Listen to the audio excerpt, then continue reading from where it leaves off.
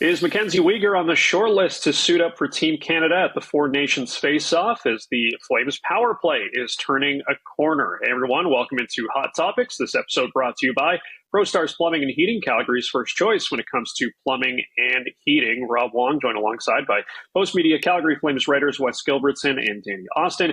And guys, we're a little over a week away from Team Canada announcing their roster for the Four Nations face-off. And when you look at the way Mackenzie Weegar has played this season, Wes, the buzz is definitely building for the Flames defenseman to represent his country. When you look at who else could be in the mix, what do you think his chances are? Yeah, I'm really curious to see which way this one goes. And Mackenzie Weegar, he had absolutely a monstrous homestand. You know, when the Flames went 4 for 4, it seemed like every night Danny and I would check the event summary, they call it, and it's like, 4 shots, 3 blocks, 4 hits. He was putting up a bunch of assists. And so he's certainly kind of showing off at the right time. I think the two things that are working in Mackenzie's favor is one, he's a right-handed shot, but he's very comfortable on the left. In fact, he plays the left full-time for the Flames. And so I think as Team Canada goes through it and tries to figure out what their defense looks like, it's going to be a big-time appeal to have a guy that you could kind of put on either side and put with whatever partner and feel comfortable that he's got that handled. And then, I know Hockey Canada puts a ton of emphasis on guys who've worn the jersey in the past, and they'll have lots to choose from, but it's not lost on anybody that Mackenzie Weegar not only went to Worlds a couple of years ago, but went to Worlds, led sort of a ragtag team to a gold medal, was the best player by all accounts in that tournament. And so, it comes down, there's a bunch of guys in the mix. I could, list them off: Noah Dobson, Drew Doughty, who is getting closer to returning from injury, Mackenzie Weegar. Like there's going to be some good defensemen that don't make Team Canada, but based on recent play, based on his versatility and based on the way he showed off in that jersey, I know I'd certainly be giving him really strong consideration to have on the team. Yeah, I mean, can he play goalie? Maybe they just take 10 defensemen and no goalies. No goalie. No, I mean, I joke, but like the reality is, like, I absolutely, before I say anything else, like think Mackenzie Weegar would do a good job playing for Team Canada. I mean, I think that they'd be happy to have him. I do wonder, just like having read up a little bit on this recently, because like everyone else, I'm beginning to try to put my rosters together. It seems like there's got to be a little bit of smoke where there's fire when it's talked about Team Canada potentially, because it's a short tournament format, looking at sort of keeping NHL pairings together, whether it's the guys in Colorado or Vegas. And I think that may be a disadvantage for Weegar. Like, it's weird. I think he's right on the bubble, but it's hard to necessarily see where he's going to fit in. But like, even saying that, like that doesn't actually mean I think he's the 7th best.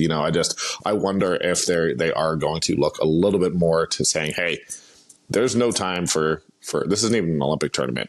We don't get to build chemistry. We don't get to build, that team spirit. So having guys who play together may be a major factor, which would be a disadvantage. But none of that is a knock on Mackenzie Weegar. Everything Wes said is true. I think he's in that group of guys who are fighting for a spot. And yeah, so it's hard for me to see the path, but I'd love it if he did. He's been great. Let me just expand on that quick, because it's a really good point that Danny makes. And so the two pairs that a lot of people are starting to think Canada will take are Cale Makar and Devon Toews in Colorado, Alex Pietrangelo and Shea Theodore in Vegas, as he referred to. And then, for those kind of watching and wondering, well, who else does that leave? It leaves Mackenzie Weegar.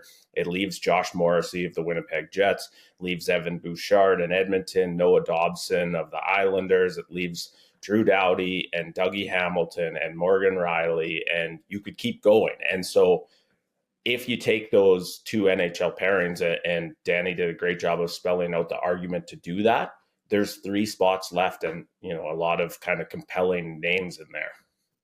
Yeah, well, considering those names, maybe it does make sense to make, take them defensemen, as you guys mentioned, for this roster in this short tournament. But as far as the Flames go, they had trouble staying out of the penalty box against the Sens, but once again were able to capitalize when they had their own man advantage. They're now up to a 19% success rate on the season, sort of middle of the pack in the League West. But what do you think has led to the turnaround on the power play? Yeah, I guess a couple things, and it's such an important development for a Flames team that is having trouble scoring goals at 5-on-5, and I think will continue to do so. The biggest thing, maybe anecdotally for me, is it feels like this power play is just suddenly a lot less predictable. I think part of that goes to shaking up the units the way they did. They've found some chemistry with the groups they've been rolling with for the past 4 or 5 games. It's just, and maybe Danny can speak to this as well.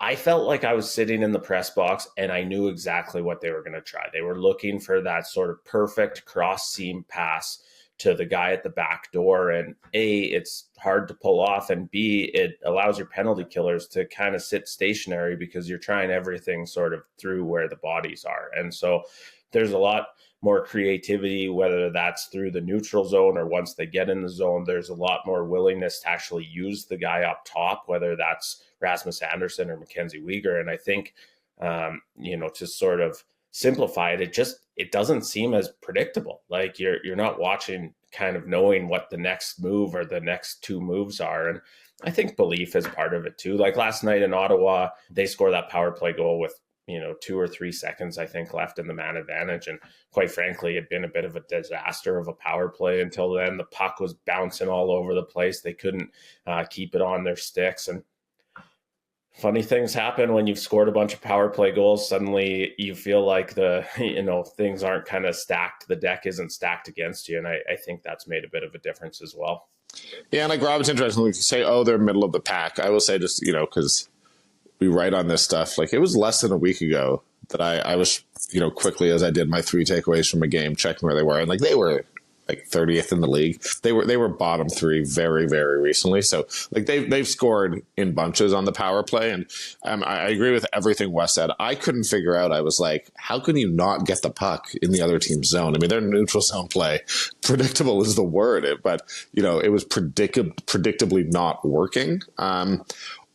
Now, because Wes, I think did a really good job summarizing it, I will just sort of quote Ryan Huska, because Ryan Huska, one of the things that he said is that when they switched the lines, it was in order to promote competition. So I don't know that what we have right now from these power play units is necessarily gonna be the power play units in a week if they cool down. I think that the idea is that, look, this is not locked in. We're going to move guys in, and that is something that, to go back to last week when we were talking about Dan Vladar, I do think that competition is something that Ryan Huska really, really promotes, and that is working for this team. So, switching up the units has worked, and I expect it to continue. If someone gets hot, they're going to get more opportunities. They're going to get more minutes on the power play. If someone goes cold, they may be dropped out. And I just think that across the board, there's a healthy competition that exists with this team.